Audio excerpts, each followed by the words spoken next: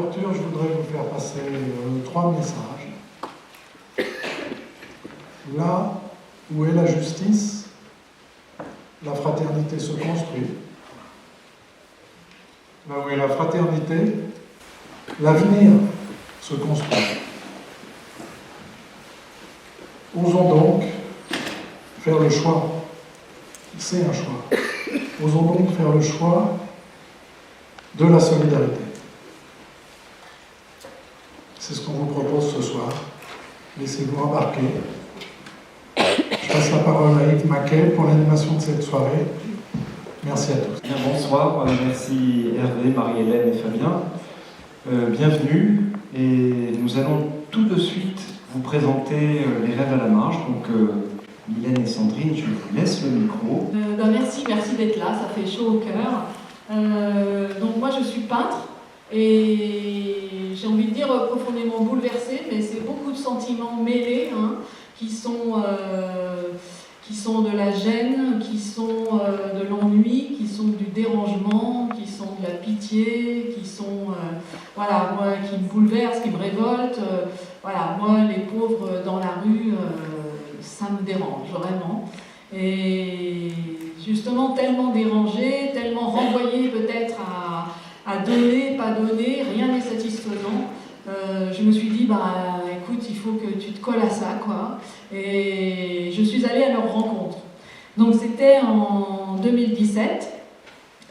Donc je suis allée les voir dans la rue et je leur ai proposé de les dessiner. Je les voulais donc comme on les voit, donc c'est-à-dire insignifiants, disons, au sol, habitant le trottoir, et puis je les voulais comme on photographie nos proches, c'est-à-dire en face de moi. Donc pour ceux qui ont accepté, voilà, donc vous reconnaîtrez peut-être certains qui sont de Chambéry, et c'est un dessin qui fait 11 mètres de long, et les personnages sont grandeur nature.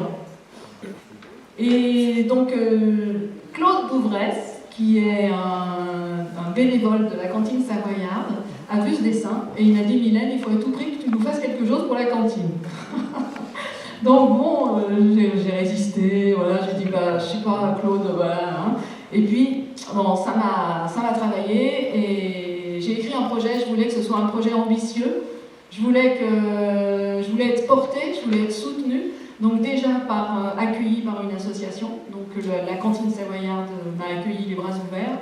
Et puis je voulais aussi être soutenue par des institutions, donc la Direction régionale des affaires culturelles soutient ce projet, le Conseil général, le Conseil départemental, la mairie de Chambéry, et puis un groupe de mécènes de la Riviera des Alpes d'Aix-les-Bains.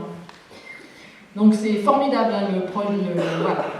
Et donc j'ai écrit ce projet donc, en 2 volets. Un premier volet destiné vraiment aux bénéficiaires de la cantine. L'idée c'était vraiment de travailler ensemble, d'essayer de construire quelque chose autour du rêve. Et en utilisant les moyens que moi j'utilise, donc la photo, le dessin, un peu l'écriture, voilà, la peinture. Et puis quand j'ai rencontré Thomas, je lui ai expliqué un peu mon projet. Et pour lui, tout de suite, les arts plastiques, tout de suite, lui, il a vu quelque chose qui pouvait s'impliquer dans le lieu. Et j'ai pensé à Sandrine Lebrun, qui, entre autres, dans ses pratiques, qui est artiste plasticienne, et qui, entre autres, dans ses pratiques, utilise la sérigraphie. Et donc, elle va nous parler de qu'est-ce que c'est que la sérigraphie. Donc, la sérigraphie est une technique d'impression, en fait, qui permet de faire des multiples. Donc ensemble, on a fait des dessins, on a fait des photos, vous l'avez compris, on a écrit et on a aussi imprimé en cadre libre. Donc je le dis en cadre libre parce qu'on promène les cadres comme vous le voyez sur la photo et on peut imprimer ensemble. Donc on a fait de la cantine un atelier littéralement et on a imprimé, vous voyez, sur des lèvres de tapisserie nos motifs, nos écritures, nos photos pour pouvoir faire une création après personnelle voilà, à partir de cette technique originale. Donc on a pu faire une collaboration aussi pour une installation, une œuvre qui est visible au musée actuellement.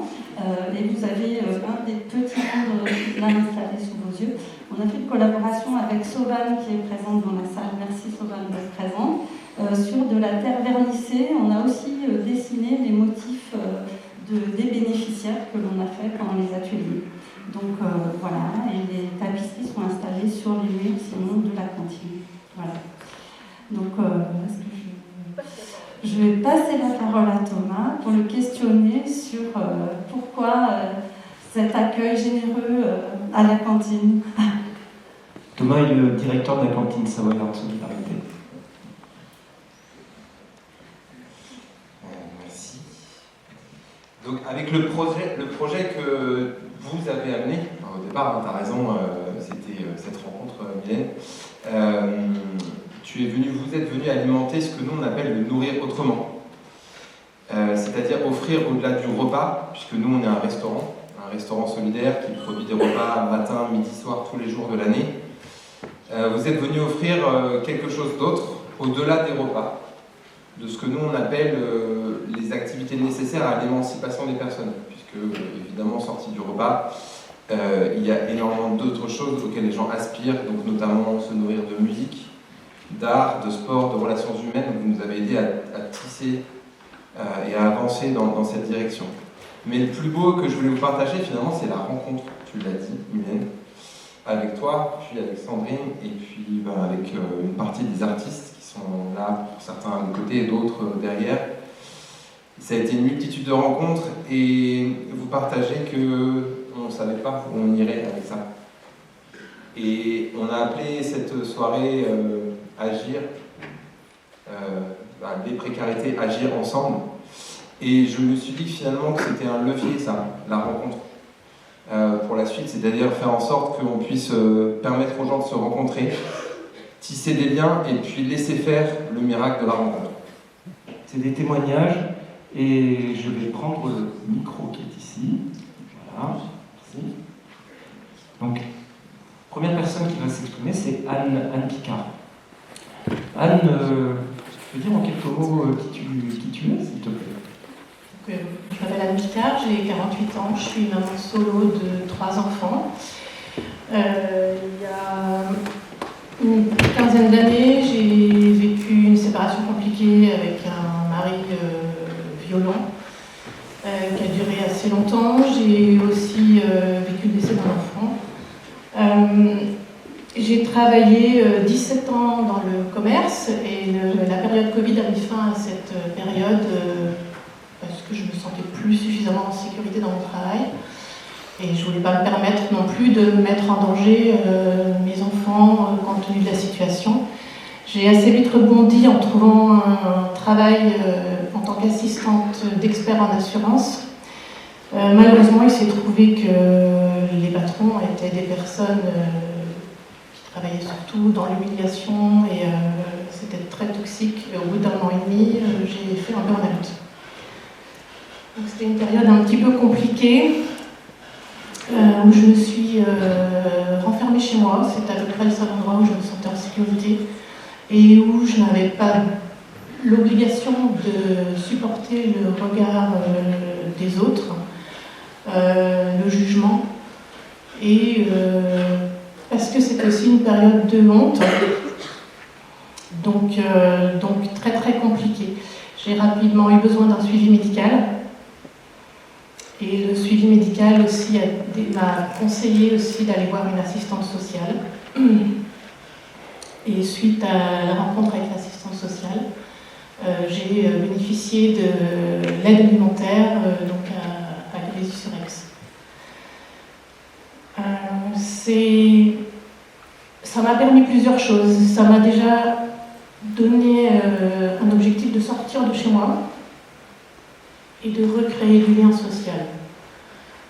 Au-delà de l'aide, effectivement, financière, alimentaire, parce que j'ai un petit peu caché ça à mes enfants, j'ai essayé toujours de leur montrer que tout allait bien.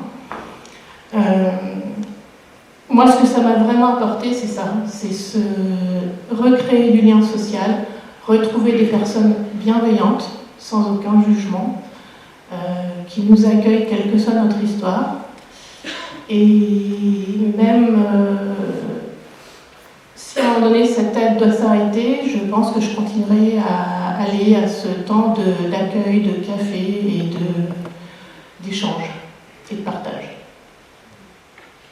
Tu me disais en préparant, à la limite, la question de l'aide économique, pour toi, elle était importante, mais c'était pas l'essentiel. C'est pas la principale, non. Moi, ça m'a beaucoup apporté d'un point de vue social. Je pense que c'est ça aussi qui m'a aidé à sortir de l'isolement et à me permettre de retrouver une vie sociale en fait. C'est compliqué d'aller voir une assistante sociale, ça oblige, il y a quand même un sentiment d'échec puisqu'on n'est pas obligé, on ne peut pas gérer tout seul. Donc il y a un sentiment d'échec, donc c'est une démarche très compliquée. D'aller à l'aide alimentaire aussi la première fois, parce qu'on ne sait pas qui on va rencontrer, on ne sait pas comment ça va se passer. Et il y a toujours ce poids du jugement de la société, de la peur de rencontrer quelqu'un, d'être obligé de se justifier. Est-ce que sur le jugement, tu peux en dire un petit peu plus? Parce que tu m'avais dit aussi quelques éléments, si c'est possible pour toi. Ben, c'est compliqué de sortir en pleine semaine, j'ai envie de dire, à des heures où normalement on est au travail, et de rencontrer des personnes qu'on connaît. Et forcément, la conversation va s'orienter sur le fait qu'on n'est pas au travail, et de toujours avoir besoin de se justifier, en sachant que le burn-out a un petit peu évolué, mais pendant un moment, c'était quand même pas mal considéré sur de la fainéantise, du profit du système, et ça, c'est très très compliqué. Quand on n'a jamais été en arrêt de maladie, quand le jugement de l'autre est très très compliqué à gérer. D'autant que nous, on se sent déjà pas bien, donc ça en rajoute un petit peu. Tu me disais que ta dignité n'était pas touchée pour autant. La fierté un petit peu. Ouais. La dignité, enfin, moi j'ai toujours essayé, voilà, avec les enfants, maintenant c'est un peu plus clair, il y a eu un peu plus d'explications, et ils sont aussi plus grands, donc ils peuvent comprendre beaucoup plus de choses.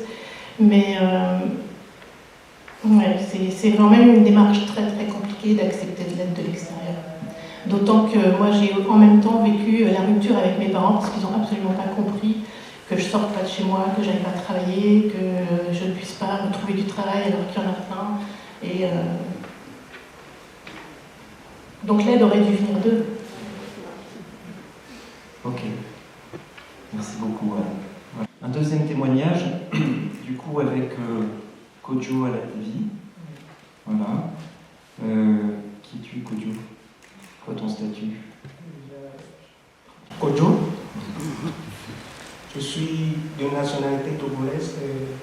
Je suis arrivé en France le 2 septembre 2023 et je me suis lancé dans la demande d'asile. Du coup, un logement m'a été trouvé à Chambéry. Du coup, j'ai atterri à Chambéry le 5 octobre 2023. Le parcours de demande d'asile, c'est un parcours de longue haleine. D'abord, il faut du cardio, il faut être fort mentalement et se préparer. Mais dans l'ensemble, moi, en tout cas, on m'a pu trouver un logement. Mais j'aime pas trop rester seul. Du coup, une fois en contact avec mon assistant social, je lui ai demandé où est-ce que je peux trouver un bénévole pour ne pas trop m'enfermer dans la chambre, pour ruminer les péripéties, le parcours difficile que j'ai eu à traverser, tout ça. Du coup, je lui ai demandé de me trouver des bénévoles, ce qui a été fait. Et grâce à Dieu, j'ai pu prendre contact avec le Secours catholique. Après là, j'ai atterri à la cantine savoyarde aussi. Et par là que j'ai pu intégrer aussi l'atelier artistique. Tout ça, c'était pour fuir quelque chose. Parce que une fois seul dans la chambre, ça rumine, ça cogite, ça fait peur. Moi, particulièrement, je n'aime pas trop rester seul. Quand je me sens seul, j'ai l'impression de stagner, j'ai l'impression de ne plus être humain. Tout me passe par la tête. Du coup, raison pour laquelle je me mets plus dans les bénévoles pour éviter le pire. Tu me parlais, tu me disais, en fait, je vis un stress qui n'en finit pas. Le stress, il y est. Et raison pour laquelle les bénévoles sont importants. Tu es allé aussi à un moment donné sur je vis comme une prison à ciel ouvert. Tu dirais ça encore maintenant Oui, puisque en tant que demandeur d'asile, tu n'as pas tous les droits, tu ne travailles pas. Bien sûr, tu fais les bénévoles, mais je suis sûr que tout le monde, si je dis ceci, ça concerne tout le monde. L'argent fait le bonheur, comme quelqu'un peut le dire. Si tu fais quelque chose et puis on te récompense avec de l'argent, du coup, ça encourage, ça te donne une valeur aussi. Et ça t'aide à ne pas dépendre de l'État comme on l'est. Parce qu'il faut toujours attendre la fin du mois pour avoir l'allocation ADA, qui parfois c'est 200 €, parfois 210 €. Du coup, ça ne couvre pas tout le monde. Déjà, mi-mois, c'est déjà fini. On est obligé de tomber sur des gens pour nous emprunter de l'argent. Et au moment où l'argent du mois prochain vient, on est déjà endetté. Du coup, tu paies. Et ce qui reste encore, du coup, tu ne fais que emprunter, ça ne finit pas. C'est quoi ton espoir? Moi, mon espoir, c'est de vivre dans un paix, quoi. De vivre là où je me sens homme. Je ne dépends pas je n'attends pas qu'on me donne de quoi manger, quoi. Je veux pas, puisque la Bible dit l'homme mangera la sueur de son front. Du coup, j'aimerais travailler et subvenir à mes besoins, quoi. Ne pas trop avoir en tête que quelqu'un va m'aider, non, je préfère me battre moi-même. Merci beaucoup pour l'invitation. Ça fait plaisir d'être là, ça fait plaisir de voir une salle comble. Ça veut dire que la pauvreté et la précarité, ça concerne, et donc c'est pas foutu. Voilà. Merci beaucoup aussi à Anne et Kojo pour ce que vous avez dit, parce que votre parole elle est irremplaçable, en fait. Des choses qu'il n'y a que vous qui pouvez dire, et ça a un poids et une valeur inestimable. Voilà, moi, comme tu l'as dit Yves, là d'où je parle, c'est le Secours catholique, il est connu pour son action sur le terrain, ses accueils auprès des personnes, ses maraudes, ses boutiques solidaires. Mais on a aussi un rôle de documenter les situations de pauvreté. Et donc ça fait plus de 30 ans que les bénévoles sur le terrain documentent les situations des personnes rencontrées, et notamment des personnes qui demandent de l'aide. Alors comme Anne le disait, c'est pas facile de pousser la porte d'une association et puis de demander de l'aide. Au Secours catholique, la plupart des gens qui demandent de l'aide, c'est d'abord parce qu'il y a besoin d'une écoute, ou bien besoin d'une aide alimentaire, c'est les deux demandes qui sont le plus souvent formulées. Et donc, comme ça, depuis 30 ans, il y a 60 à 80 000 visages de la pauvreté qui sont documentés, et puis ça nous donne une idée de l'évolution de la pauvreté telle qu'on la rencontre au Secours catholique. Et ça nous sert à agir sur les causes de la pauvreté, parce que c'est l'une des missions de notre association, c'est pas juste d'accompagner les conséquences de la pauvreté, mais aussi d'agir sur les causes. Alors, je voudrais vous partager 3 constats, et puis finir sur quelques bonnes nouvelles quand même. Le premier constat, c'est qu'en 30 ans, ce qui a le plus changé, c'est sans doute le regard sur la pauvreté. Voilà, il y a 30 ans, on était encore dans le souvenir des 30 glorieuses, on découvrait le chômage de masse, et avec une forme de culpabilité de la société en se disant, finalement, il y a une responsabilité de la société à pouvoir fournir un emploi à chacun, et puis on avait des taux de chômage qui atteignaient 12, 13, 14%. Et donc, cette société qui sent une espèce de dette envers les personnes qui sont sur le bord de la route, on crée le RMI à la fin des années 80, on fait de la lutte contre la pauvreté en 94 une grande cause nationale, même le Secours catholique a été grande cause nationale en 88. Et puis dans la décennie 90, il y a une espèce de grand élan de mobilisation, et pour le coup assez transpartisan, puisque en 94, c'est Balladur qui a décrété la grande cause nationale contre la pauvreté. Il y a eu un grand discours de Simone Veil, qui était alors ministre des Affaires sociales. On se souvient de 95, la présidentielle autour de la fracture sociale, et puis derrière, la grande loi de lutte contre l'exclusion de 98, c'était sous Jospin. Voilà, donc on a une espèce de mobilisation transpartisane sur le sujet, et qui produit de l'impact, puisque en l'espace de 8 ans, entre 1996 et 2004, il y a 800 000 personnes qui en France sont sorties de la pauvreté, en tout cas de la façon dont elle est mesurée, qui sont passées au-dessus du seuil de pauvreté. Et on est passé de cette situation-là à un basculement progressif. Alors d'abord un basculement dans le discours, avec un certain nombre de responsables politiques qui ont commencé à dire que finalement ce n'est pas la responsabilité de la société, c'est d'abord la responsabilité de l'individu de se sortir de la pauvreté. Et donc là on a le passage du RMI au RSA, de solidarité active, où on commence à demander à la personne de faire ses preuves et de montrer qu'elle fait tous ses efforts pour sortir de la pauvreté et trouver un emploi. Et on a un certain nombre de responsables politiques qui surfent sur cette vague-là. On a un Wauquiez, par exemple, que vous connaissez ici dans votre région, qui parle du cancer de l'assistanat. Enfin voilà. Donc on a d'abord des politiques qui sont sur cette vague-là, et puis il y a un basculement ensuite de l'opinion, avec un marqueur en 2015 notamment, la fameuse inversion de la courbe du chômage qu'on a scruté pendant tout le quinquennat Hollande. Et ben en 2015, il y a un basculement de l'opinion, où quand on regarde les enquêtes d'opinion qui sont menées depuis maintenant 20-30 ans par le ministère des Affaires sociales, 40% des Français pensaient jusqu'à 2015 que si les personnes étaient en situation de pauvreté, c'était parce qu'elles ne voulaient pas travailler, et on avait 60% qui pensaient que c'était parce qu'il n'y avait pas assez de travail pour tout le monde. Et ben cette proportion s'est inversée. On est passé d'une proportion exactement inverse. Donc on a ce basculement des opinions.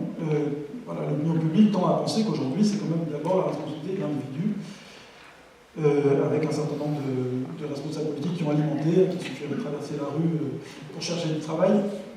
Voilà. Tout ça a un impact, et un impact extrêmement fort sur le ressenti de la part des personnes qu'on rencontre. Anne, tu en témoignais aussi, parce que on se sent coupable, ou on se sent en échec ou en difficulté quand on est en situation de pauvreté, mais en plus d'avoir enduré le regard de la société, c'est d'une violence énorme. C'est d'une violence énorme. Alors il y a le regard social général, où on est invisibilisé, où on sent une espèce de procès silencieux, même dans la relation avec son travailleur social. Tout ça crée quand même une relation qui est désormais très ambiguë quand du travailleur social dépend votre RSA, par exemple. Mais ça pénètre aussi les relations familiales. Nous, pour ce rapport sur les 30 ans, on a demandé à des groupes de personnes en précarité de nous dire comment ils vivaient ce changement de regard.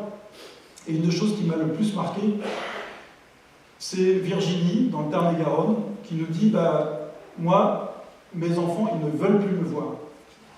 Ils ne veulent plus me voir depuis que je vais au Resto du Cœur, ils ont honte, ils me traitent de cassos. Et cette honte-là, pour nous, elle doit changer de camp. Voilà, donc on est passé d'une forme de solidarité à plutôt quelque chose qui est de l'ordre de l'invisibilité, voire de l'hostilité. Ça, c'est le premier point. Le deuxième point, c'est que pourtant, et ça, toutes les personnes qui sont là, qui sont bénévoles auprès des personnes en précarité, le savent, c'est que vivre dans la pauvreté, ça n'est toujours pas un choix, pas plus aujourd'hui que ça ne l'était il y a 30 ans. Ça, il y a un certain nombre de chiffres de notre rapport qui le montrent. C'est-à-dire que 75% des ménages qu'on rencontre, ce sont des adultes qu'on rencontre, ce sont des adultes seuls. C'est beaucoup plus que dans la population générale.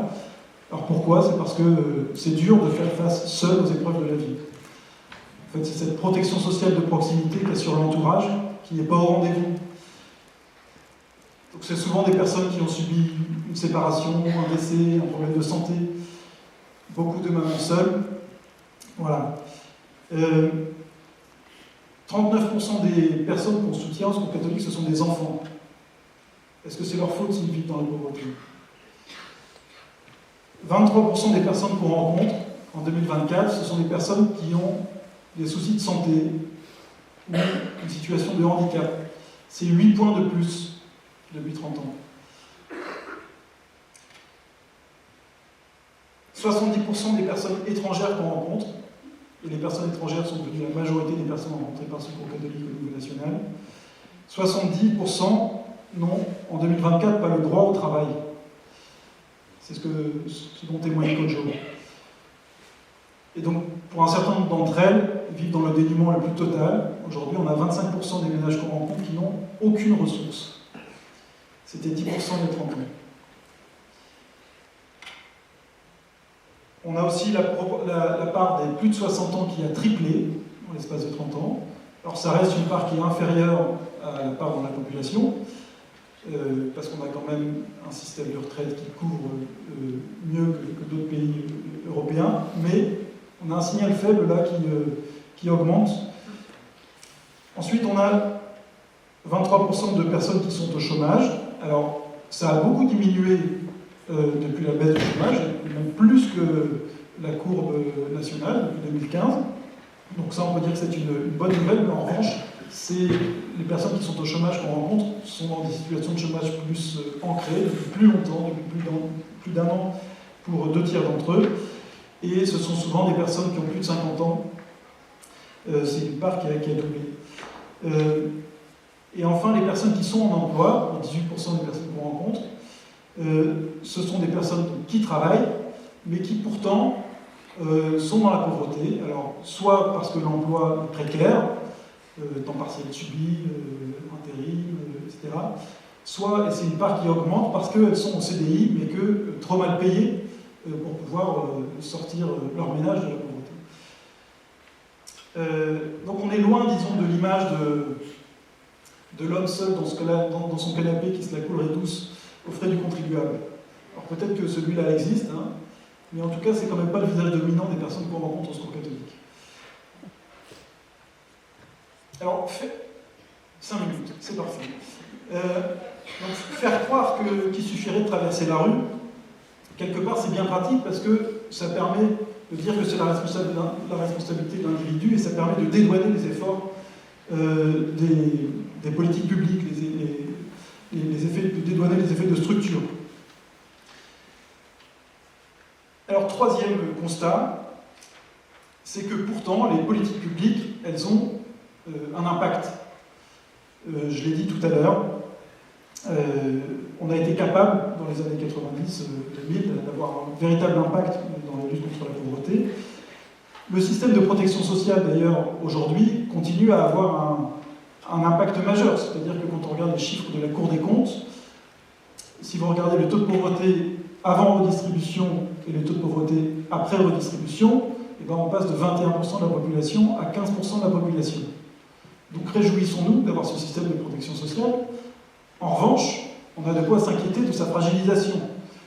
Parce que les 2 courbes dont je viens de parler, elles suivent un chemin inverse. C'est-à-dire que le taux de chômage, le taux de pauvreté avant redistribution, il a tendance à diminuer. Et ça, c'est grâce à la diminution du taux de chômage. C'est-à-dire que quand vous avez un emploi, vous avez quand même plus de chances de sortir de la pauvreté. En revanche, le taux de chômage après redistribution, lui, il augmente. On a eu plus 1 point là, entre 2023 et 2024. 1 point, ça veut quand même dire 500 000 personnes. Ce qui veut dire que, en fait, le correctif qu'apporte notre système de redistribution, aujourd'hui, il est en plein affaiblissement. Très concrètement, c'est les aides au logement dans lesquelles il y a eu des coups de sombre quand même depuis 8 ans. Ce sont les minima sociaux qui sont les plus compliqués d'obtenir. Ce sont l'effet des différentes réformes de l'assurance chômage qui diminuent les prestations et qui en rétrécissent aussi le champ. Voilà, donc tout ça, en fait, les politiques publiques produisent quelque chose, alors soit en positif, soit on le voit en négatif. Et tout ceci, ce mouvement fait qu'aujourd'hui la France est un peu en tendanciel, le mouton noir de l'Union européenne. L'Union européenne regarde un indicateur qui s'appelle le risque de pauvreté et d'exclusion. Ce risque de pauvreté et d'exclusion, il concerne aujourd'hui un Français sur 5, 20% de la population. Ça classe toujours la France, disons, au milieu du peloton de l'Union européenne, mais par contre, quand on regarde en tendanciel depuis 2015, il y a 23 pays européens qui ont amélioré leur situation, et il y en a 4 où la situation empire, et la France, c'est celle où la situation empire le plus. Alors, j'ai promis que je terminerais sur des bonnes nouvelles, parce que, évidemment, ce qu'on demande dans notre rapport, c'est d'appeler au sursaut. La bonne nouvelle, c'est, qu'on peut faire autrement. On l'a fait dans notre histoire, d'autres pays européens le font. L'autre bonne nouvelle, c'est que les associations, elles peuvent avoir de l'impact. On a relu aussi 30 ans d'action du Secours catholique et d'impact politique de l'action du plaidoyer du Secours catholique. Et ben on voit que sur le droit à l'énergie, sur le droit au compte bancaire, y compris sur la lutte contre le non-recours, il y a un certain nombre de chantiers qui ont avancé. Et puis, autre bonne nouvelle, c'est que l'opinion publique, en fait, elle est beaucoup plus attachée à la solidarité qu'on le croit. Il reste un soutien massif à la sécurité sociale, à la protection sociale. Même l'aide médicale d'État, que l'on décrit autant, elle a un soutien massif de l'opinion en réalité. Et même le RSA, qui est tant décrié, il y a encore 53% des Français qui considèrent qu'il faudrait augmenter le RSA.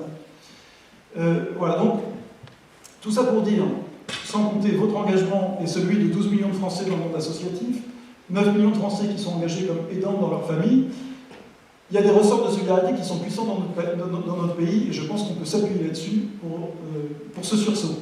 Bonjour, bonsoir à tous. Moi, je suis là au titre de l'association Equitaz.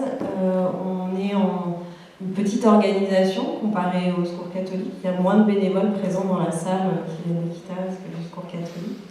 Mais pour autant, on travaille ensemble depuis de longue date sur notamment ces questions de plaidoyer sur les minima sociaux à l'échelle nationale. Et puis en Savoie, on anime des collectifs qui s'appellent les Lucioles, dont vous avez peut-être les uns les autres entendu parler, qui sont des collectifs de personnes qui vivent la pauvreté, qui vivent les minima sociaux et avec lesquels on a plutôt un rôle d'interpellation des institutions sur ce qui va bien et ce qu'il faut protéger dans notre système de protection sociale, mais aussi sur ce qui dysfonctionne et qu'il faut pouvoir à certains moments affirmer, dénoncer et faire bouger. Donc rôle un peu difficile de faire un focus ce soir sur la Savoie, mais qui va être surtout aussi une manière à discuter puisque vous êtes ici plutôt un public averti et qu'il y a forcément des choses que je ne dirai pas que vous allez pouvoir relever ensuite. Et puis aussi d'ouvrir le débat en rebondissant de manière, j'espère, assez complémentaire avec ce qu'a dit Jean tout de suite. Et donc moi, je vais commencer par une bonne nouvelle. Je vais inverser un peu. La bonne nouvelle, c'est qu'en Savoie, on est un territoire comparativement à d'autres, on est un département relativement riche.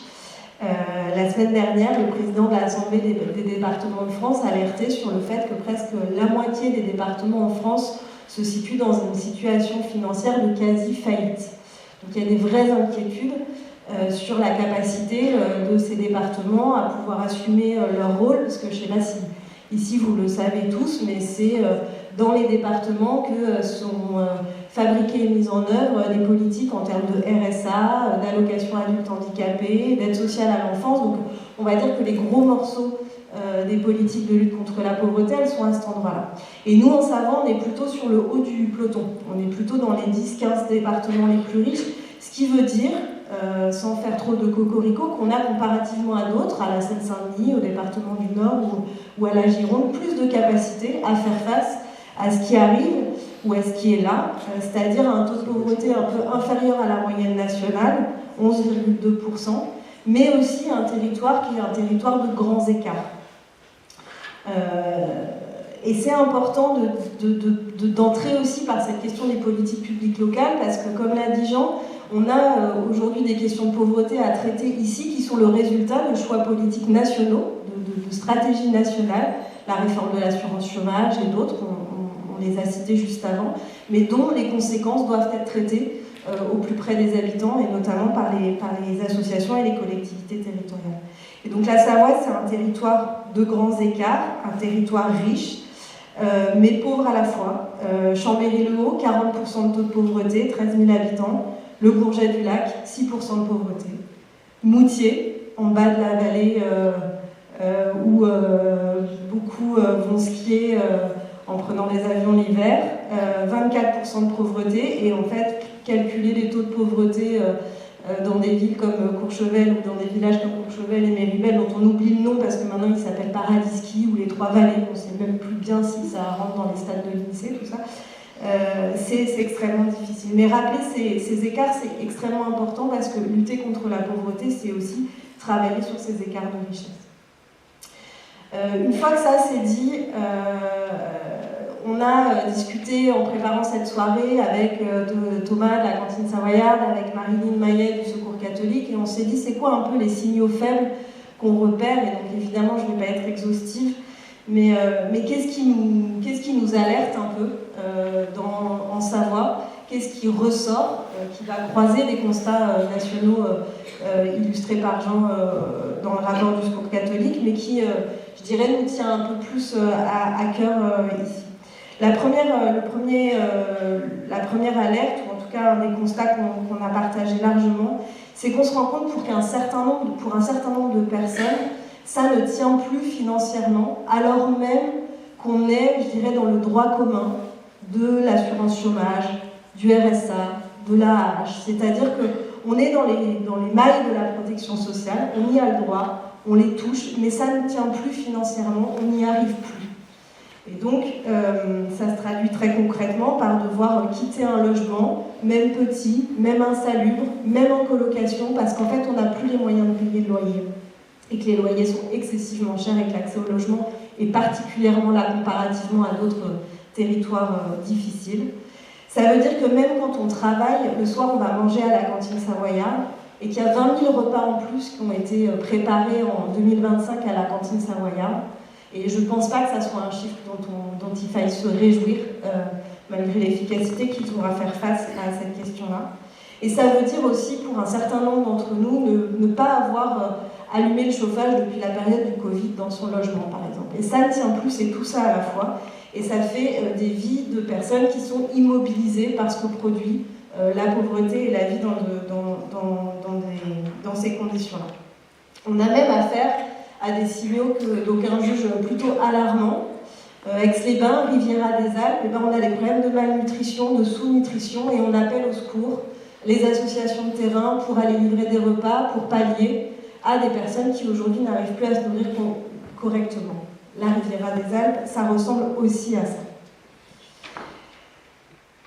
Donc concrètement, on a le droit d'être indigné en Savoie, de se dire que demain, jour du Black Friday, on va avoir d'un côté des embouteillages pour aller à EcoSport s'équiper en matériel outdoor, et de l'autre côté, des files de banques alimentaires où à la fin, on n'aura plus 1 litre de lait pour nourrir ses enfants. Donc ça, c'est une inquiétude majeure. La deuxième, c'est qu'on est face, et ça je pense c'est un constat majeur dans beaucoup d'associations du territoire, dans des formes de décrochage de l'accès à un certain nombre de droits et de services publics. Donc je pense que c'est extrêmement aussi documenté dans le rapport du Secours catholique, et c'est des choses, je pense que pour un certain nombre d'entre vous, vous visualisez maintenant la dématérialisation, la difficulté d'avoir accès à des guichets, à des personnes capables d'intervenir. S'il faut 1 mois pour accéder à une assistante sociale sur un premier rendez-vous, voire plus des fois sur le bassin chambérien, on va avoir un rendez-vous qui va durer 30 minutes avec une personne qui sera débordée et qui n'aura pas la capacité à intervenir directement sur notre dossier CAF, notre demande de logement, etc. Ces parcours du combattant-là, ils produisent de l'abandon, du lâcher-prise. Et je pense que les trajectoires qui ont été racontées illustrent bien pourquoi à un moment on lâche prise face à ça. Et donc ça peut nous inquiéter aussi sur l'état des services publics, y compris dans notre territoire, qui sont, il faut le rappeler, le patrimoine de celles et ceux qui n'en ont pas. Et enfin, on est extrêmement inquiet, et ça c'est aussi très à l'image de ce qui se vit à l'échelle nationale, que les questions de pauvreté soient traitées on pourrait dire presque exclusivement sous l'angle du retour à l'emploi. Alors même qu'on a un certain nombre d'habitants, de voisins, de concitoyens qui nous démontrent, qui nous disent quotidiennement à quel point ils sont incapables aujourd'hui, et peut-être même demain, de rechercher, de trouver, d'occuper, de tenir dans un emploi. Mais cette grille un peu monomaniaque qu'on a de tout accompagnement social, toute aide à la pauvreté doit à un moment déboucher sur un emploi et une sortie miraculeuse. En fait, elle ne tient pas, d'abord parce que les chiffres démontrent, que ça soit au niveau national, localement, qu'en fait on peut travailler et être toujours dans la pauvreté. Et puis c'est aussi, ça nous interpelle aussi sur le fait qu'un certain nombre des personnes qu'on rencontre ne travaillent pas ou ne travaillent plus parce qu'il y a des emplois qui sont impossibles à occuper et que je pense qu'un certain nombre d'entre nous ce soir ne seraient jamais capables ni d'occuper un jour, ni d'occuper 10 ans. On les appelle un peu pudiquement les métiers en tension. On pense qu'en fait il n'y a pas d'autre possibilité pour les personnes pauvres que d'aller les occuper, puisque c'est ceux-là qui arrangeraient tout le monde pour qu'on les occupe. Mais on pourrait plus sincèrement les appeler des boulots de merde, en fait. Et pour être clair, en fait, il faut quand même se dire qu'on vit dans une ville, et pour revenir sur des choses très concrètes, où il nous semble qu'on ne devrait pas être le matin très tôt mis dans un bus pour aller nettoyer des hôtels à Courchevel et le soir rentrer à Chambéry et aller manger avec sa femme et ses enfants à la cantine savoyarde. Ça ne devrait pas être possible. 5 minutes. Maintenant que ces constats sont un peu posés, puis je pense que vous viendrez alimenter dans la discussion, peut-être 2 points de questions, de mise en débat qui nous semblait important aussi d'amener ce soir, qui viennent aussi réinterroger nos stratégies dans le monde associatif et notre capacité à agir, à faire face à ce qui est là. Jean, tu l'as dit, aujourd'hui, on a affaire à une montée de la pauvreté, une forme de débordement aussi de nos associations et des collectivités, qui sont le résultat de politiques nationales, moins de personnes à l'assurance chômage, un RSA qui est de manière obstinée jamais revalorisé et qui décroche complètement par rapport au seuil de pauvreté, une restriction du droit de l'accès au travail pour les personnes étrangères. Donc on fait face quelque part à une situation de plus en plus difficile à tenir sur le terrain, et ça vient un peu nous interroger de dire on fait quoi finalement dans cette situation un peu de tension, d'urgence qui monte, de personnes qui vont de plus en plus mal, et aussi d'associations, de bénévoles, de professionnels qui s'occupent de fait de plus en plus mal des gens en fait, parce qu'ils sont mis dans des conditions où on ne peut pas bien s'occuper des personnes. Donc cette espèce d'insatisfaction, je pense qu'elle doit aussi interroger le tissu associatif, le tissu institutionnel, de dire jusqu'où on va dans ce rôle un peu d'absorbeur de crise, de pacificateur aussi, de tampon, avec toute la douleur, toute la souffrance, toute la violence qu'il y a dans ces vies en pauvreté. Et à quel moment on arrive à équilibrer cette espèce de réponse d'urgence à la situation sociale qui est là, et en même temps une capacité à dire stop, à interpeller, et ça, à le faire avec les personnes concernées. Je pense que là où on a une force, c'est que, c'est terrible à dire comme ça, mais plus il y a de pauvres en France, plus on est nombreux aussi à pouvoir se coaliser et à affirmer qu'il y a des choses qui devraient fonctionner autrement. Et on a sans doute peut-être tendance à penser que les bénévoles associatifs ou les responsables, les intermédiaires ne seraient que les seuls porte-parole d'un certain nombre de causes. Donc réjouis par exemple que le colloque organisé par Respect 73 il y a 2 jours ait mobilisé plus d'un tiers de personnes concernées. Réjouis de voir que vous êtes nombreux ce soir à être venus alors que vous êtes vous-même concernés par ces questions-là. Et je pense que là-dessus on pourrait aller beaucoup plus loin. Le deuxième point sur lequel je voudrais appuyer et terminer, pour rassurer Yves, c'est celui finalement un peu du risque politique, du risque démocratique de nous mettre collectivement dans cette situation de montée de la pauvreté et de recul de la protection sociale. Yves, tu parlais, Jean, tout de suite, tu as démarré ton intervention en parlant du changement de regard. On a construit une protection sociale basée sur les droits, qui disait en fait la collectivité se doit de nous protéger, tous et toutes, de nous sécuriser, toutes et toutes, à des moments de la vie où on en a besoin. Et en fait, c'est à la collectivité de mettre en œuvre, c'est elle qui a le devoir de mettre en œuvre ses droits et de les rendre accessibles à tous et à toutes. Ce renversement de perspective, c'est-à-dire de dire aujourd'hui on a une protection sociale basée sur le devoir, et on va chercher en fait, excusez-moi je reprends dans mes notes, parce que j'avais une super formule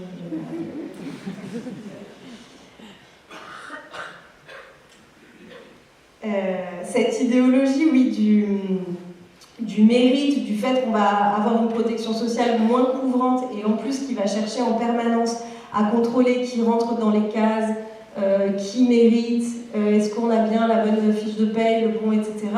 Ça vient en fait complètement renverser les perspectives. Et je voulais juste citer pour terminer le rapport de Olivier De Schutter, qui est rapporteur des Nations Unies sur l'extrême pauvreté, qui a, peut-être il faut quand même le dire, hein, tu parlais on est mauvais élèves à l'échelle européenne, Olivier De Schutter, il vient alerter le gouvernement français en octobre 2025 avec des mises en garde très précises sur le fait que la loi plein emploi, aujourd'hui, qui vient conditionner et sanctionner encore plus les allocataires du RSA, qui sont maintenant tenus tous de s'inscrire à France Travail et de remplir des heures et des contrats d'engagement, etc. Il vient les interroger en disant ce renversement, c'est pas possible et c'est une vraie menace sur notre démocratie. Et pourquoi il dit ça ? Il dit que quand on a un État-providence qui n'est plus protecteur mais qui devient contrôleur, et ben ça a une conséquence très directe, c'est que les gens ne se sentent plus soutenus, ils se sentent abandonnés par le système. Et qu'est-ce que ça produit ça ? Ça produit la montée de l'extrême droite et du populisme. Et ça, c'est pas que en France. Quand il dit ça, il s'adresse à beaucoup de pays européens également. Donc ce glissement qui contribue à ce qu'une part quand même non négligeable de citoyens se sentent abandonnés, trahis par les responsables politiques actuels, ça fait qu'on vient finir par croire aux promesses de l'extrême droite. Donc il dit, et je finirai par cette citation, « Il est temps de changer de cap. Les dirigeants, soucieux de parer au recul de la démocratie, devraient en faire plus pour apaiser les craintes et assurer la sécurité économique. Ils doivent éviter toute rhétorique présentant la protection sociale comme une œuvre charitable réservée à ceux qui la méritent. Face à la menace de l'extrême droite, il faut donner à la protection sociale tout le crédit qui lui est dû, en tant que droit humain, en tant que bien public, bénéficiant à l'ensemble des membres de la société. » Bonsoir, Amandine, animatrice sociale à la cantine savoyarde. J'avais juste une question. Est-ce que tout le monde connaît la pérédance ? Et est-ce que la pérédance ne pourrait pas être plus dans le social et moins dans la psychiatrie ? Merci. Vous pourrez réagir après. Est-ce qu'il y a d'autres questions, d'autres remarques pour l'ensemble des personnes qui sont intervenues ? Bonsoir, Françoise Bouchon, moi j'arrive de l'Isère, Secours catholique de l'Isère et Pacte du pouvoir de vivre l'Isère. Un signal fort, peut-être, moi je dirais pas faible, c'est aussi aujourd'hui l'instrumentalisation par les pouvoirs publics des associations, notamment par rapport au financement. C'est-à-dire qu'on vous finance si vous appliquez notre politique, et du coup, un peu une remise en question du militantisme des associations. Avec malheureusement des exemples de coupures de budget, on en a quelques-unes en France. Ok. Pérédance, la question des associations et de leur indépendance et capacité à agir, ce que vous voulez poser. Des remarques, des questions, il y a un bras qui se lève là-bas. Allez.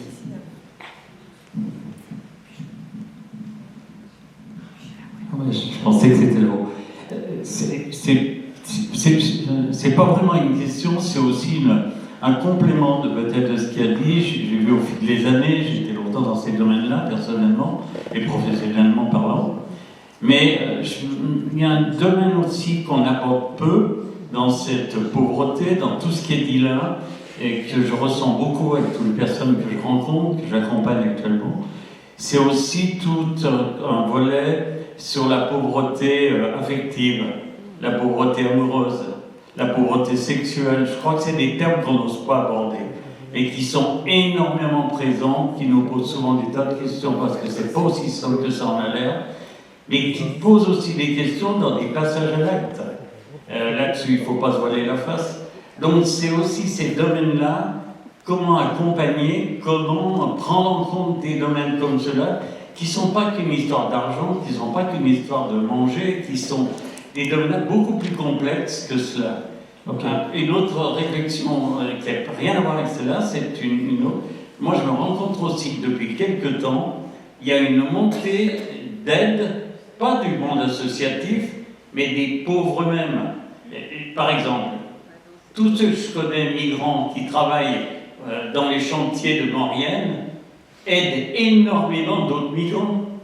C'est faramineux financièrement, tous ces transits d'argent. Okay. C'est aussi ce qui termine dans les trafics. C'est des autres volets de la pauvreté qu'on aborde peu. Mais je fais attention en disant ça parce que souvent on rebondit là-dessus pour dire ils sont tous des voyous, ils sont tous des trafiquants, ils sont tous dans les narcotrafiquants, etc. Merci à vous. La dernière. Il a été évoqué tout à l'heure la difficulté pour certains usagers de dépendre, que son RSA dépende du travailleur social. Je voulais juste rappeler que ce n'est pas le travailleur social qui décide du RSA, il fait une évaluation d'une situation intentée. C'est une commission derrière présidée par des élus. Voilà. Et puis le temps d'attente pour avoir un rendez-vous avec les assistantes sociales, je pense que ça ne dépend pas d'elles non plus. Donc voilà, c'est une petite défense des travailleurs sociaux, même si je sais que ce n'était pas le but de les attaquer. Merci. Peut-être pour réagir sur ce qu'Amandine permet sur la question de la pérédance. Moi, évidemment, la pérédance existe, et en tout cas, nous, on pense à Equitas que ça doit se développer, mais je dirais qu'il y a tout un répertoire d'actions, il y a toute une série de choses qu'on devrait pouvoir faire beaucoup plus à égalité avec les personnes concernées. Ces barrières entre bénéficiaires et bénévoles, usagers et citoyens, etc., elles sont vraiment des challenges en fait, qu'on a dans le monde associatif de bouger des lignes. Moi, je pense au fait qu'on essaye à Equitas de mener des plaidoyers ensemble, c'est-à-dire d'interpeller, d'aller discuter avec la direction de la CAF de la Savoie. On l'a fait l'année dernière avec un collectif de personnes concernées. On fait avec le Secours catholique des travaux de recherche sur les questions des politiques sociales avec les personnes concernées. On essaye de ne pas être que dans des logiques de témoignage aussi, mais de se dire en fait on est tous des citoyens là, il me semble. On a tous une vision, un regard sur la société, on a tous des choses à dire sur la manière dont notre territoire est organisé, dont les politiques sont élaborées et comment on pourrait les changer. Et donc ce changement de regard, je pense qu'il est intéressant et c'est bien que tu amènes la question parce qu'il vient nous titiller aussi sur des habitudes, sur des manières de fonctionner, sur des choses qui sont très inscrites, il n'est pas simple à mettre en œuvre, etc. Bon, il y a plein de difficultés, mais en tout cas, c'est un sacré défi et je pense que c'est hyper important de ne pas s'arrêter là où on est aujourd'hui. Déjà, merci beaucoup pour les questions qui sont en fait plus des compléments. Je les prends comme ça, je n'ai pas forcément des ajouts sur chaque point. Merci notamment sur les travailleurs sociaux et l'assistance sociale. Beaucoup de personnes nous disent à quel point c'est précieux et ça leur sauve la vie en fait. Donc oui, simplement c'est vrai que ça introduit quand même une ambiguïté, notamment du point de vue de la personne qui ne sait pas forcément qui décide. Et voilà. Merci pour l'alerte sur les associations. Encore la semaine dernière, 2 associations du côté de Montpellier ont annoncé qu'elles mettaient la clé sous la porte parce qu'elles avaient signé une pétition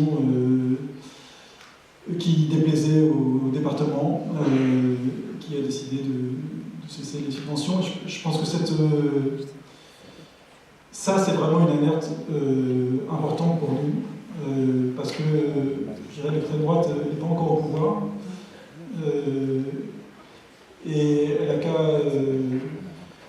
enfoncer le clou, en fait, à ce moment-là. Je pense que ça veut dire que des associations qui ont un peu plus d'autonomie financière ou de liberté, il leur revient aussi de faire preuve de courage en fait, dans leur prise de parole, parce que si elles ne le font pas, je pense au Secours catholique entre autres, il n'y a pas grand monde qui peut le faire. Et peut-être un point sur l'aide alimentaire, j'ai aucune idée de la réponse sur les stocks, mais ce que je veux souligner simplement, c'est que entre les années 80 et aujourd'hui, on est passé de quelques centaines de milliers de personnes qui allaient à l'aide alimentaire au moment où Coluche a créé les Restos du Cœur, à aujourd'hui plusieurs millions, plus de 3 millions de personnes en France qui dépendent de l'aide alimentaire. Et alors au Secours catholique, on a une espèce de philosophie d'action où on se dit on peut apporter une réponse d'urgence à une situation d'urgence. Mais quand c'est une situation chronique, en fait, ça ne sert à rien de continuer à faire une aide d'urgence. Il faut une réponse structurelle. Et on a l'impression que l'État, lui, il n'a pas compris ça. L'État, il continue à avoir une réponse, à mettre des scotch, des bouts de sparadrap avec de l'aide alimentaire sur des situations qui sont des situations structurelles et chroniques, qui sont des décrochages des revenus. Quand tu dis qu'avec un RSA, on n'arrive pas en fait à boucler son budget et aller jusqu'au bout du mois. On participe à la lutte contre le gaspillage alimentaire. On est une structure qui produit en ce moment entre 450 et 500 repas par jour. Et le plus 20 000 repas pose une question des approvisionnements. On n'est pas les seuls sur le territoire, il y a d'autres acteurs dans la salle qui travaillent sur cette question de lutte contre le gaspillage. Elle oblige du coup à s'organiser. Et on a plutôt une chance, c'est que sur le territoire ici à Chambéry, avec la banque alimentaire, le Resto du Cœur et la cantine savoyarde, on travaille bien. On est bien articulé et c'est bien maillé. Donc c'est plutôt robuste. Rassurons-nous collectivement que on est plutôt très fluide entre nous et plutôt prêt à se préparer pour l'avenir. Par contre, effectivement, on est sans arrêt à se stresser sur les stocks puisque nous, on n'a pas de budget d'achat et qu'on ne tourne qu'avec des denrées qu'on collecte. Et on est donc à flux tendu puisque les denrées arrivent du jour et qu'il faut faire des sorties de camions pour produire 450 repas. Alors évidemment, on a un peu de stockage congélateur, etc. Mais on est dans cette tension permanente sur le volume. Et ça repose les effets structurels, et je m'aventure rapidement là-dessus, où effectivement de permettre à des grandes surfaces de défiscaliser en donnant à des associations comme nous qui ont l'agrément, elles défiscalisent massivement. Et avec ça, elles ont un retour sur ce don. Donc ce qu'on pourrait questionner comme levier, on parle de agir ensemble, mais c'est ok que des grandes surfaces puissent donner en priorité à des associations comme nous, puisqu'on en a besoin. C'est moins ok qu'elles aient autant d'argent reçu. Donc moi je propose que l'argent on le prenne et qu'on achète nous-mêmes.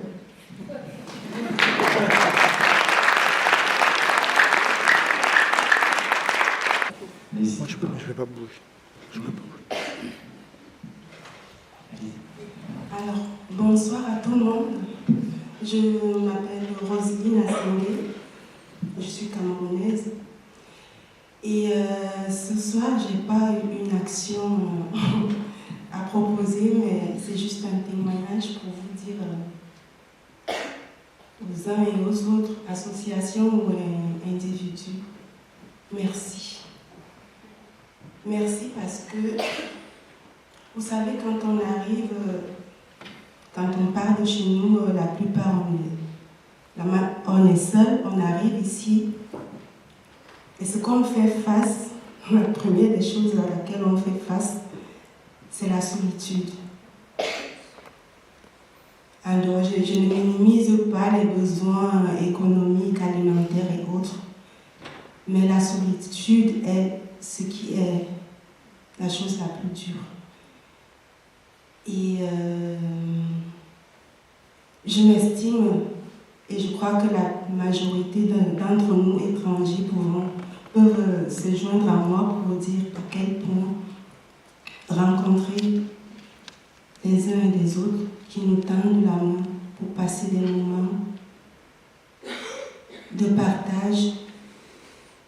d'entrer dans les associations pour faire du bénévolat, se sentir utile.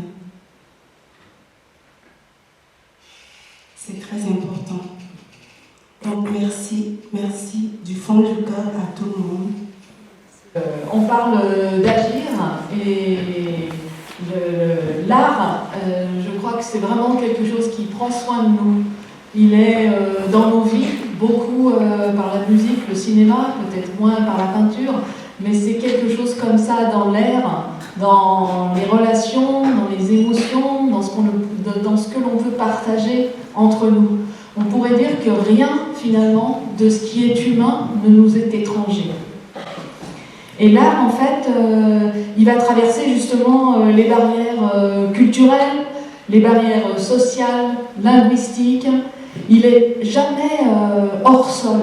Hein. C'est vraiment quelque chose qui parle de nos sociétés, qui parle de notre histoire, hein, depuis les cavernes, en fait. Ça raconte vraiment notre histoire. Et aujourd'hui, dans ce projet-là, Nicolas Bousquet, qui nous a invités donc, au musée, il a mis en rapport en fait, les choses que nous avons produites avec des œuvres qui sont du 15e ou du 18e siècle. Et en face du grand dessin, par exemple, c'est une sculpture en bois qui s'appelle la Charité, ce qui rappelle quand même que ces problèmes de précarité, de pauvreté, c'est quand même des choses dont les humains, nous avons à faire face ensemble à toutes les époques. Plus intimement, peut-être, moi, ce que je fais en tant qu'artiste, c'est peut-être transformer les émotions, c'est-à-dire les émotions que je ressens, que mon corps ressent avec la réalité du monde.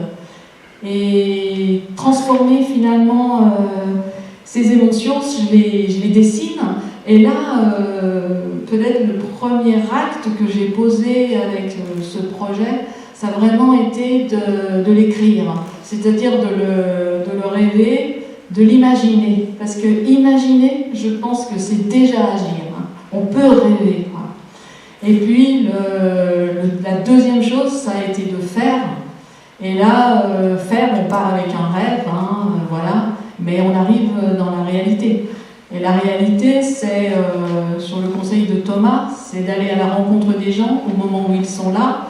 Donc c'est entrer dans la cantine avec 150 personnes qui déjeunent, entrer avec Sandrine, et aller de table en table, essayer d'expliquer qu'on a un projet artistique et qu'on va on va s'amuser, on va faire de la photo, des choses comme ça.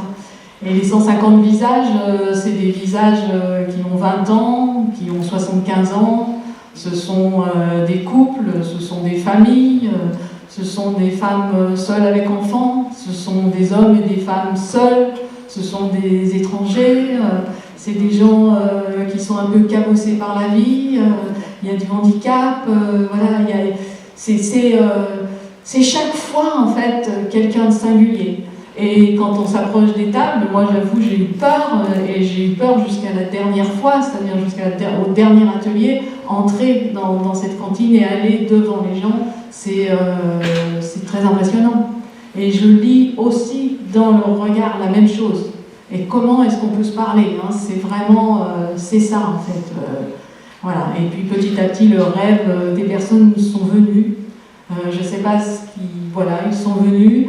Et petit à petit, ben voilà, on a tissé ensemble, on a mis peut-être entre nous un peu de compréhension, on ne se comprenait pas forcément, mais de la fragilité, du peut-être, de l'indéterminé. Peut-être quelque chose qui ressemble à un tissu du sensible. Et c'est ça qu'on a construit en fait ensemble. Et tout ce que l'on a produit, je crois que ça ressemble à ça, en fait, tout simplement. J'interviens beaucoup pour transformer les lieux, donc ça me tenait à cœur aussi de tout faire sur place à la cantine avec les bénéficiaires. Donc le fait de l'échange, du partage, c'était très important d'être tous ensemble et de s'apaiser aussi un peu ensemble, hein, parce qu'on était tous dans une intranquillité au moment où on s'est rencontrés. On ne savait pas où on allait, on ne savait pas. on ne savait pas si on allait se rencontrer vraiment, etc. Et là, on s'est un peu tranquillisé. Il y a même des gens qui ont mis des mots, tranquillité, sur carrément leur dessin, etc. Donc c'était un moment qui était précieux d'échange et de création. Et moi, j'aime beaucoup intervenir auprès des gens que l'on dit éloignés de la culture, éloignés des ateliers. Nous, on est plus familiers d'être seuls dans l'atelier, etc. Là, on était vraiment en groupe et avec des personnes dites éloignées, en fait, on s'est rendu compte que c'était un langage universel et qu'on a pu travailler vraiment ensemble sur nos rêves. Voilà. Donc ça, c'était très précieux. Et on voit que maintenant, les créations font vraiment partie des murs. Donc ça c'était important que ce ne soit pas complètement éphémère. Et ce qui est important aussi, c'est d'avoir un nouvel horizon, c'est-à-dire qu'on l'a sous les yeux tous les jours, on a un nouveau paysage et voilà, ça me touche d'en parler, de savoir que les travaux sont sous les yeux des bénéficiaires et parmi eux. Et il y a aussi, on a parlé beaucoup d'invisibilité, d'invisibiliser. Et là, on rend visible, phosphorescent, fluorescent presque, les visages, les présences. Donc voilà, ça nous fait changer, ça nous anime. Il y a aussi la rencontre avec une famille qui a été inspirante pour moi. Donc c'est un papa, une maman et une enfant de 8 ans, Yasmina, qui avait une telle fraîcheur, une telle gourmandise, un tel enthousiasme que on ne l'attend pas à cet endroit, c'était juste bouleversant. Voilà. Donc moi j'ai réalisé donc ce grand dessin, mais je voulais dire que c'était grâce à cette petite fille que j'avais osé en fait inviter les uns les autres à venir dessiner avec moi dans le dessin. Donc c'est même plus tout à fait le mien, c'est le nôtre. Et c'est cette petite fille en fait ce dessin je l'ai fait donc en direct à la maison des associations pendant 2 mois. Et 2 mois, c'est pas beaucoup pour faire un dessin grand comme ça, donc j'y allais le plus que je pouvais. Donc j'ai travaillé le soir. Et le soir, il y avait donc cette petite fille qui s'appelle Belle-Vie. Il y avait son frère, donc à 4 ans, il y avait son frère de 6 ans et la maman. Et au début, j'ai pas trop compris pourquoi ils étaient là à 10h du soir, surtout que la petite se traînait par terre, crevée. Et puis 1 fois, 2 fois, 3 fois, jusqu'au jour où j'entends un monsieur qui arrive et qui lui dit « Écoutez madame, je suis désolée, je n'ai trouvé personne, mais j'ai des couvertures. » Et là, j'ai compris, en fait, que tous les soirs, en fait, les centres d'hébergement sont pleins à Chambéry, les foyers sont pleins, donc tout ça repose en fait sur des familles en fait qui se proposent pour accueillir des personnes. Donc après, j'ai rencontré l'association qui réunit ces familles. J'ai su qu'il y avait eu beaucoup de familles qui se sont proposées au moment de la guerre en Ukraine, mais que ça s'était beaucoup réduit. Et voilà. Et ce soir-là, voilà, il y avait personne. Et donc, Belle-Vie, en fait, qui était là avec moi et tout, et un jour je lui ai dit, mais je montais sur un escabeau, etc. Et je lui ai dit, mais tu veux aussi dessiner? Et elle m'a dit, oh oui, et ça. Et hop, je lui ai donné un crayon rouge, et c'était parti. Et ce que j'ai retenu de cette expérience, c'est que je me suis rendu compte que j'avais peur, en fait, vraiment de faire dessiner sur mon dessin, comme si il pouvait me l'abîmer, en fait, ou comme si le fait de venir dessiner, ils allaient peut-être l'effacer, enfin que quelque chose allait bouleverser mon truc. Et je me suis rendu compte qu'accueillir de l'étranger avec soi, c'est ce qu'on fait en fait tout le temps, c'est-à-dire qu'on vit avec de l'étranger, ça passe, l'agrandissement de nous-mêmes, il passe vraiment par là, et que en fait cette expérience m'a amené à quelque chose de beaucoup plus grand que ce que j'aurais fait toute seule. Donc merci beaucoup. Merci. Pour participer à cet atelier, c'est vraiment un honneur pour moi. Je dirais merci aux artistes et surtout aux responsables, au directeur de la cantine qui nous a fait la chimie de nous réunir ensemble. Du coup, le manque d'affection, comme quelqu'un vient de le dire, j'ai réussi à combler ça pendant l'atelier, étant donné que je suis demandeur d'asile, loin de la famille, loin dans un territoire étranger. Du coup, participer à cet atelier aux bénévoles, ça m'aide souvent à retisser des relations, à oublier que je suis seul. Vraiment, merci à vous. Pu m'en sortir grâce au rêve à la marge. Donc aujourd'hui, je ne suis plus à la marge. Et j'ai aussi, grâce à Sarah, qui est médiatrice sociale à la cantine savoyarde, connu la pérédance. Et je tiens énormément à parler de la pérédance dans le social, parce que sur Grenoble, elle existe, et si à Chambéry, elle existait un peu plus, ce serait vraiment, je pense, un grand pas. Je fais partie d'ATD Carmonde, et j'aime les enfants et j'aime les livres. Et donc, nous sommes un petit groupe, plutôt de ma vie d'ailleurs, à aller toutes les semaines, le mercredi après-midi, avec nos valises, on s'installe à l'avenue d'Annecy et on lit des livres, on joue avec des enfants qui sont là. Voilà, il y a des enfants qui ne sont pas forcément en précarité, mais d'autres, oui, qui sont là à Marie. Et c'est un plaisir énorme pour moi de rencontrer voilà, des gens peut-être voilà, qui peuvent être en difficulté et surtout d'apporter cette culture qui, à mon avis, est effectivement essentielle et dont tout le monde a le droit. Barbara, je ne vais pas vous parler d'une politique municipale que j'ai mise en place, mais d'une politique qui a été mise en place par la Caisse d'allocation familiale en Savoie, en partenariat avec l'élève alimentaire. Ils ont mis en place la sécurité sociale alimentaire en Savoie, la SALSA. Et je trouve que c'est un élément qui est très intéressant parce qu'elle est en place sur le territoire des Bauges et sur le territoire du canton de l'Aravoir, et elle va aller sur le territoire de Chambéry l'année prochaine. C'est un dispositif qui est assez simple, alors il n'est pas parfait.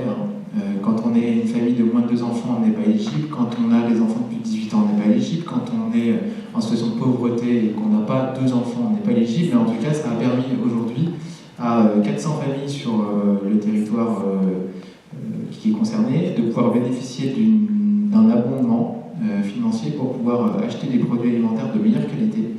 Et aujourd'hui, moi je suis très content. On a, par exemple, sur Barbara, la CAF avait divisé en 3 tranches équitables, en dessous de 1 000 € de QF, en dessous de 1 600 € et au-dessus de 1 600 €. Et puisqu'il y a un tiers qui sont répartis comme ça chez les allocataires. Et aujourd'hui, sur Barbara, par exemple, on a 45% ou 41% des allocataires de tous ceux qui bénéficient de la SALSA qui sont dans la tranche la plus basse. Ça veut dire que c'est ceux qui ont la plus grosse aide de la part de la CAF, et on a beaucoup de retours positifs là-dessus, et je voulais vous en faire part parce qu'il y a aussi des éléments intéressants et toujours de bonheur quand on est plus local. Voilà. Position, les rêves à la marge. Les rêves sont au cœur de ce qui peut alimenter notre combat. Quand je lis là, que le monde puisse connaître le véritable amour pour les autres. Ça, c'est un poème qui est écrit par quelqu'un qui a fui son pays, qui a peut-être traversé la Méditerranée avec tout ce que nous savons, ce que cela veut dire. Et ce sont toujours, le Secours catholique, comme ATD, comme tous les autres, nous le savons, c'est pareil dans le monde entier, ce sont les gens qui se sont le plus battus, qui ont le plus souffert, et qui nous apportent une parole d'espoir et d'avancée. Et nous sommes redevables de cet espoir des pauvres du monde entier, de tous ceux qui ont souffert, pour nous en nourrir. Et je crois que vraiment notre révolte, je suis la génération qui doit beaucoup à des gens comme Geneviève Antonius de Gaulle, qui était une disciple d'elle, du père Joseph Rezaski, pareil, je veux dire, tous ces gens qui nous ont précédés et qui nous relancent aujourd'hui, alors que mondialement et dans notre pays, l'égale dignité de chacun et de chacune n'est plus pensée et n'est plus forcément voulue. Nous le voyons tous les jours, et vous venez de le redire, pour nous relancer dans ce combat de révolte positive et constructive pour la dignité de chacun. Et je trouve extraordinaire qu'on soit là ici tous ce soir, alors qu'on a des élections importantes dans les 2 années qui viennent à Chambéry et en Savoie. Et donc, on se lance dans quelque chose qu'il faut construire ensemble. Il y a plein de façons d'agir, et vous en avez cité plein. Moi, j'ai entendu ne pas laisser vaincre la peur ou la résignation. En fait, moi je prends cette soirée comme un signe d'espoir en fait. J'ai entendu peur et en face j'ai entendu confiance. On a des marchands de peur dans notre pays qui essayent de nous diviser, de nous faire croire qu'on n'arriverait plus à se mettre d'accord sur rien du tout, qu'il faudrait chasser ceux qui ne sont pas comme nous, ceux qui sont trop pauvres, ceux qui ne sont pas de la même couleur, ceux que... voilà. Au Secours catholique, on a une démarche là, à l'approche des municipales et de la présidentielle qui est réveilleur de confiance. Reprenons confiance, c'est à la fois une démarche sans doute individuelle, parce que spirituelle, mais aussi politique, éminemment politique, de dire sur le fondement de notre société, en fait, on a beaucoup plus qui nous réunit, beaucoup plus qui nous rassemble, et c'est sans doute effectivement dans les mots qui nous sont partagés ici qu'on trouve ce qui nous rassemble. C'est cette marge qui vient nous dire ce qui est central et ce qui est essentiel dans notre société. Donc ne laissons pas vaincre la peur, réveillons la confiance. Alors ensuite il y a plein de façons de s'engager, l'hébergement citoyen, les maisons des familles, les bibliothèques de rue, les épiceries solidaires, le territoire chômeur, solidarité, sécurité sociale alimentaire, enfin tout ça, oui, 100 fois oui. Donc continuer à la fois pour les réponses que ça apporte concrètement, mais aussi pour inspirer l'action publique. Parce que souvent, l'action associative devance l'action publique et aiguillonne, montre la voie. Ça me paraît important. Et puis, effectivement, on a beaucoup parlé de politique publique nationale, et c'est important, il y a aussi des échéances politiques qui nous attendent, mais la prochaine, c'est quand même les municipales. Et il se passe des choses, du point de vue des compétences municipales, qui ont beaucoup à voir avec le quotidien des personnes en précarité. Sur la mobilité, sur la précarité énergétique, sur l'alimentation, sur l'accès aux droits, la lutte contre le non-recours, la domiciliation, sur l'accueil des étrangers, sur l'hébergement, enfin, sur beaucoup de ces sujets, et alors, Secours catholique comme d'autres associations ont plein de propositions en fait, et ont essayé d'identifier aussi les politiques publiques qui avaient pu être menées dans telle ou telle municipalité qui sont inspirantes. Et je dirais, ces municipales, c'est quand même l'échelon de proximité. Ne laissons pas d'autres décider à notre place. Ça veut dire, qu'il faut aller voter, qu'il faut s'inscrire, et qu'il faut que les personnes qui sentent que leur voix compte pour rien, on les encourage à aller voter. Parce qu'on est quand même dans une période où on sent bien que les personnes pour qui la solidarité, la justice écologique, c'est des questions importantes, en ce moment, c'est pas foufou, et il y a plutôt de la résignation, et on a plutôt dans ces franges-là de la population des gens qui disent à quoi bon aller voter. Et donc, je dirais, si c'est des sujets, la solidarité, la dignité des personnes qui vous tiennent à cœur, allez-y, et faisons que les personnes aussi les plus modestes dans notre pays, qui sont souvent celles qui votent le moins, elles aillent aussi faire entendre leur voix. Donc ça, c'est la première chose. Et la deuxième chose, c'est que, en fait, le jeu n'est pas écrit d'avance, c'est-à-dire qu'on entend beaucoup que les municipalités ont beaucoup de contraintes, notamment budgétaires, et c'est vrai, contraintes réglementaires, c'est vrai, mais monsieur le maire en témoignait, il y a aussi de la marge en fait, de manœuvre, de la marge d'initiative, et ça change tout en fait d'avoir une municipalité qui fasse du sort des plus fragiles sur son territoire quelque chose de central ou quelque chose d'absolument périphérique, ou pire, qu'il faille se débarrasser des plus pauvres du territoire. Et donc, il est encore temps pour aller interpeller. Ça peut se faire de plein de façons, ça peut se faire par des grands oraux des principaux candidats à votre mairie pour leur demander sur les questions qui sont importantes pour les plus pauvres du territoire, à quoi ils sont prêts à s'engager, en invitant éventuellement la presse locale. Bon, ça, c'est des façons, ou alors, une fois que l'équipe est élue, allez lui faire part des réalités qui sont les vôtres, celles que vous observez, y aller avec les personnes concernées pour leur demander des engagements assez concrets. Voilà, moi je ne saurais trop vous encourager parce que c'est souvent pas les plus précaires qui se font le plus entendre. Et c'est sans doute en se faisant entendre qu'on obtiendra des territoires justes et fraternels, ceux que nous espérons. Je me remémorais nos premières discussions avec Thomas et Marilyn de pourquoi on avait envie de faire ce temps-là, ce soir. Et on avait la trouille parce qu'on s'était dit, oh là là, fin novembre, il va faire un temps de crotte. Et les gens, ils vont avoir pas envie de sortir. Et en plus, si on parle de pauvreté, ça va être dur, quoi. Donc, on avait à cœur de se lancer quand même ce défi-là. Et puis, surtout, d'essayer de transmettre une énergie de l'action, de lutter contre les formes de résignation aussi qui sont à l'œuvre dans notre société.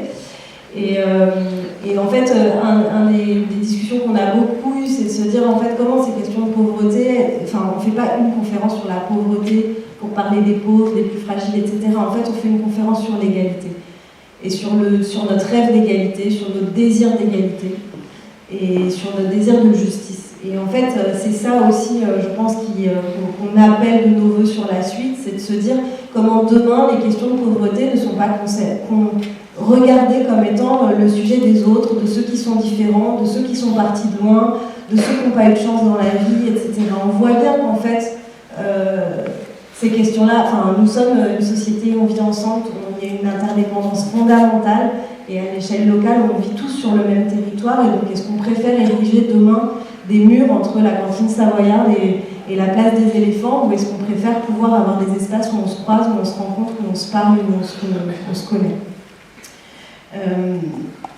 Donc en fait, moi je ressors beaucoup aussi de nos échanges avec un espèce de carburant qui est des récits d'égalité, des récits de rencontres et des récits de liens. Du lien, et peut-être que c'est ça aussi un des messages à passer là dans le cadre de ces municipales à venir, c'est comment on a des politiques qui nous permettent, des politiques publiques, locales, qui nous permettent davantage de continuer à tisser du lien entre des gens qui ne se croisent pas, peu, ou des fois mal. Je pense que ça c'est un des trucs qui nous tient à cœur.